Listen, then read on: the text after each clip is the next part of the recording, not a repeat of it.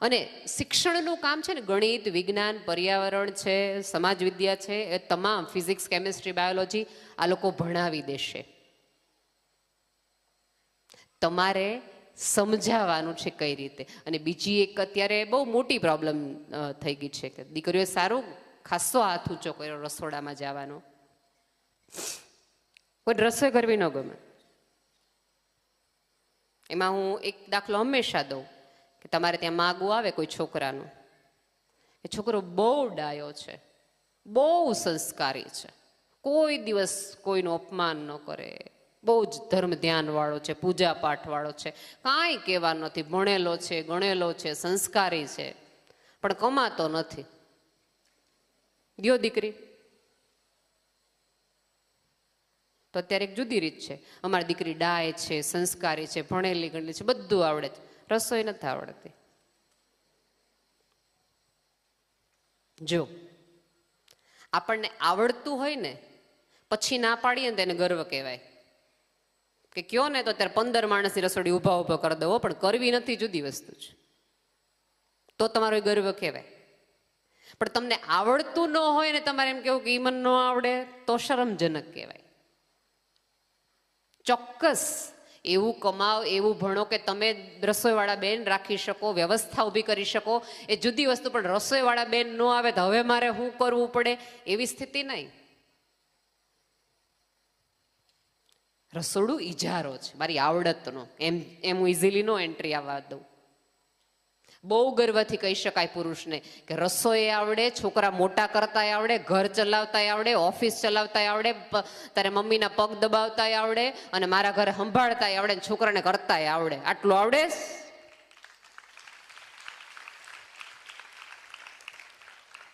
ઉપરવાળાએ બહુ મોટી મહેરબાની કરી છે કે આપણી આવડતના આપણે આમ કોલર ઊંચા કરી શકીએ. એમ જે પ્રશ્ન એ છે કે એ આવડતનો ગર્વ આપણને છે ખરો? નહીં. બહુ પ્રેમથી ને વટથી કહેવાય. ખેતરનું કામ એ આવડે જ, ઘરના રોટલા એ આવડે, 50 મહેમાનને સંભાળી શકું છું, આટલા છોકરાને સંભાળ્યું ને 4 પેઢી સંભાળી. હું નહોતું આવડતું, ખબર હે ની નથી પડતી મને. હાલતા ને ચાલતા કહી દે, તને ખબર પડે.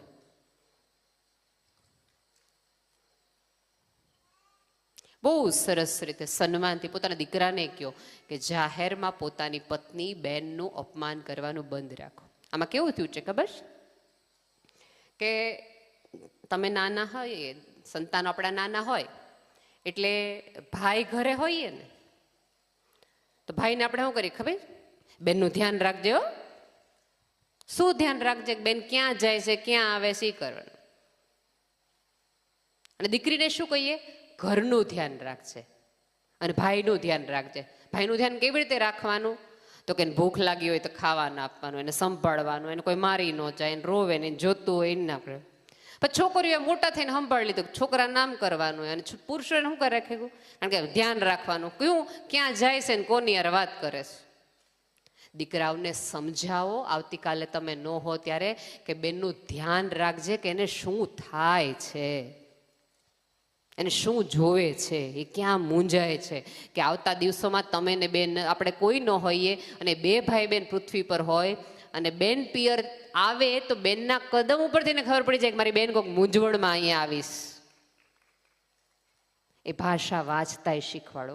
બેટા વાંચતા આવડે ને કાળા અક્ષરો, એ તો શિક્ષણ કહેવાય. પણ કાળી આંખો વાંચતા આવડે ને એને કેળવણી કહેવાય, જે માં આપે, જે માએ આપવાની હોય. આમાંની કોઈ વાતો બહેનો એવી નથી કે જે તમે કરતા ન હો કે તમે કરી ન હોય. બસ આપણી જીભમાં એ મીઠાશની કમી હતી. ભોજન ગમે એવું સરસ હોય, થોડું ગળપણ અને થોડું લીંબુ, થોડી તીખાશ મિક્સ. ગુજરાતી ભોજન જેવો સ્વાદ રાખો. જે વસ્તુની જરૂર હોય ત્યારે જ એ પીરસો, જેટલી જરૂર હોય એટલું પીરસો. અને બીજું બેટા, તમે સુખી થાવ ને એમાં તમને આનંદ નથી ને એટલો સવાયો આનંદ તમારી માને છે. કારણ કે એ જોવા માંગે છે કે જે મને નથી મળ્યું એ મારી દીકરીને મળે, જે હું નથી જીવી શકી તમને મળે. તમને ડ્રેસ ને જીન્સ પહેરીને જો પહેરીને જોતા આ પૃથ્વી પર તમને અરીસામાં ભલે અહીં આનંદ આવતો હોય, ભલે તમને 300 લાઈક મળતી હોય, પણ આની આંતરડી ઠરેસ ને એવી તો કોઈની નથી ઠરતી કે આ મને ન મળ્યું. તમારી માર્કશીટ અંધારામાં એ સ્ત્રી જોઈ લે છે ને ક્યાંક રડી લે છે કે આમાં નામ છે ને, નામ ભલે બાપનું હોય પણ આ રૂવાડું મારું છે. તમારા ભવિષ્ય માટે આ જે સલાહો છે, જે વાતો છે, જે મૂંઝવણ છે, એ તમારી આવતીકાલ માટે છે. એમણે તો જીવી લીધું, રડી લીધું, જગત સાથે, જાત સાથે અને નસીબ સાથે, બધા સાથે એમણે માથા પછાડી લીધા છે. અને હવે તમારી પાસે આવ્યા છે એક એવી આશા સાથે કે તમે ભણી ગણી અને પોતાની ઓળખ બનાવો. એ ઈચ્છે છે કે મમ્મીનો મ અને પપ્પાનો પ લખતી દીકરી છે એ પોતાની ચેકબુક ઉપર સાઇન કરે પોતાના નામે. એવી ઈચ્છા છે એને. એ ઈચ્છા છે કે કાલે જે ઢીંગલી માટે ધમ પછાડા કરતી હતી એ છોકરી પોતાના પૈસે પોતાની ગાડીમાં મમ્મીને ફેરવે, એવી એની ઈચ્છા છે. અને 100% એવી ઈચ્છા છે કે ઘરની છત નહીં, ઘરના કાગળિયા ઉપર મારી દીકરીનું નામ હોય એવી એના ખભામાં આવડત હોય. એ જ્યારે લંચ બોક્સ કંઈક તમને મોકલે જ ને, જમવાનું નાસ્તો મોકલે જ ને, ત્યારે નાસ્તામાં માત્ર કાજુ બદામ કે સુખડીમાં નથી હોતું. એ બળે એ મૂકે છે કે આવતા દિવસોમાં તમે કોઈ દિવસ પોતાની પીડા કહેતી જ નથી, કારણ કે એને પીડા છુપાવતા આવડી ગઈ છે. મમ્મીનો રડવાનો ખૂણો કોઈને ખબર છે? તો આપણે દીકરી તરીકે નિષ્ફળ ગયા કહેવાય.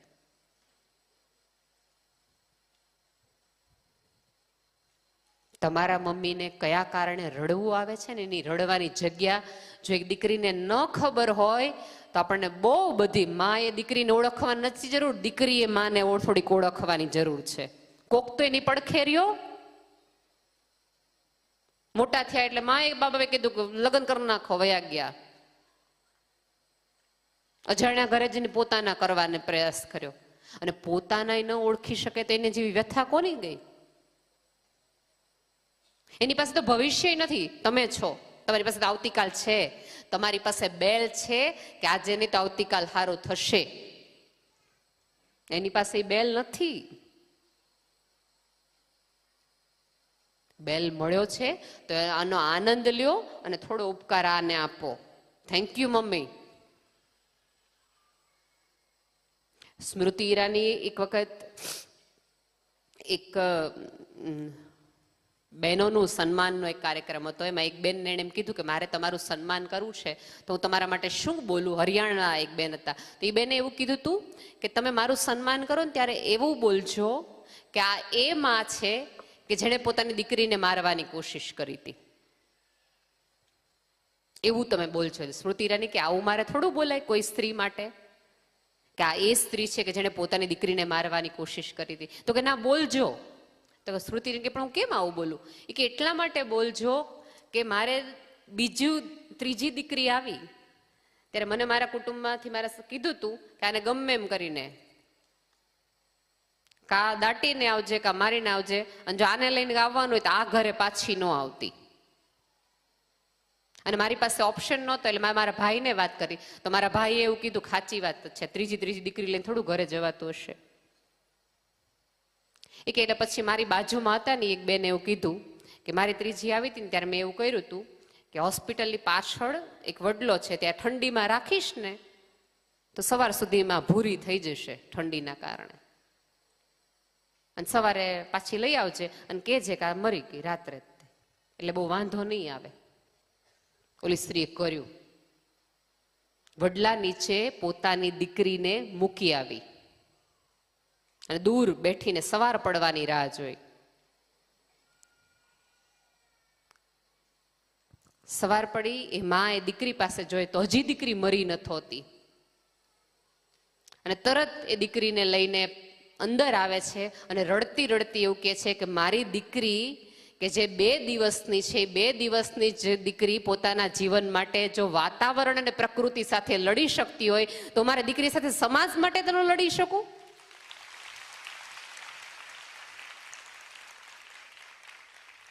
થોડું તમારી દીકરીઓ માટે લડતા પણ શીખો. એ સમાજ સાથે હોય કે આજુબાજુવાળા સાથે હોય, માત્ર પોતાની દીકરી માટે નહીં, કોકની દીકરી માટે થોડુંક લડવાનું રાખો. કોકની દીકરીની બે વાત તમને ખબર પડે, હોસ્ટેલમાં દીકરી આવીને તમને કહે તો ગામમાં ઢંઢેરો પીટવા ન જાવ કે એની દીકરીનું આવું થયું તું. તમને શું ખબર?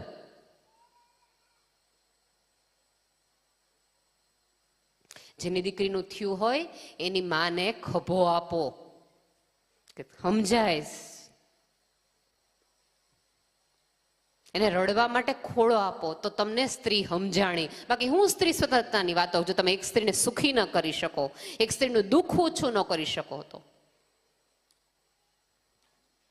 એવી મા પાસે જઈને બેસો કે મને તકલીફ થાય છે. બે સ્ત્રીઓ વાતો કરતી હોય તો એનાય મોઢા બંધ કરાવો કે બધું ઉપરવાળાને ખબર છે, કોણ કેવું છે ને કોઈને કહેવાની જરૂર નથી. અને સાહેબ, કોક દી આપણે કોકનું ઢાંક્યું હોય ને તો ઉપરવાળો કોક દી આપણું ઢાંકે. જેના ઢકાણા છે ને એના જ ઢાંક્યા રહ્યા છે, અને એમાં જ કશું ઉગ્યું છે. સારપના બીજને ઉગતા વાર લાગે, પણ એનો અર્થ એ નથી કે ઉગે નહીં. અને ઉગે ને ત્યારે એના હિસાબે આખી સભ્યતા લીલાશ લઈને બેઠી હોય. સરસ રીતે તમારી મમ્મીને થોડું સમજવાનો પ્રયત્ન કરો. એને જગતમાં કોઈ બહુ ઓછા લોકો સમજી છે. અને તમારી દીકરીને થોડું ઓળખવાનો પ્રયાસ કરો. તમારી દીકરીને શું ગમે છે, શું ભાવે છે, એ ઓળખ નથી.